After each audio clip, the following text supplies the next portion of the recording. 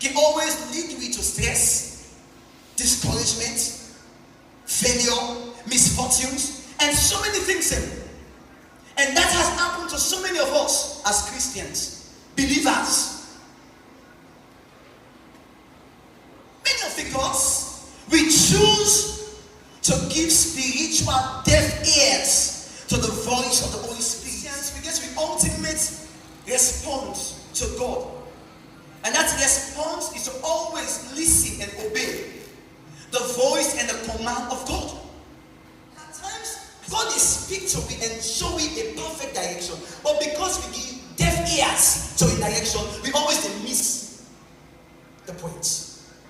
And so in Acts chapter 16, verses 6 to 15, tell me about what we call the Macedonian call. We said the Macedonian call was a divine intervention of God for his people. In verse 1, coming down to verse 5, we see how Paul entered into his second missionary journey. Paul entered into his second missionary journey for preaching good news. It was a call of divine direction and fulfillment of God's desired purpose for the people of Macedonia. Paul be so desperate, Paul be so enthusiastic for preach God's word in all those areas. But God gets a divine purpose for a set of people in a particular land. And God beneath Paul for go and preach the gospel to a place where he not prepare, not to a place where he the Paul wants to go to. We see how Paul was directed by the Holy Spirit to share the gospel of Christ to the unbelievers. Now, this will take me to the verse system. Number one, the Holy Spirit preventing our self-decision. Now, we don't look at Paul, we look at we believers. Now, we see Paul and his companions travel throughout the region of Phrygia and Galatia, having been kept by the Holy Spirit from preaching the word in the provinces of Asia.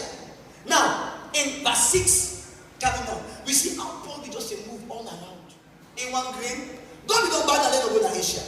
But he's still there within the boundaries of Asia. Just a pass. Just a pass for preaching good news.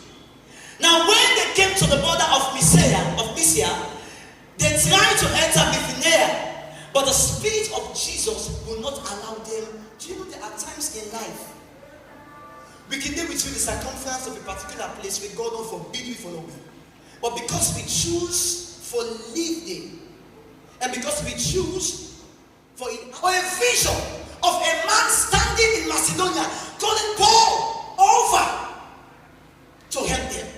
It was a divine direction.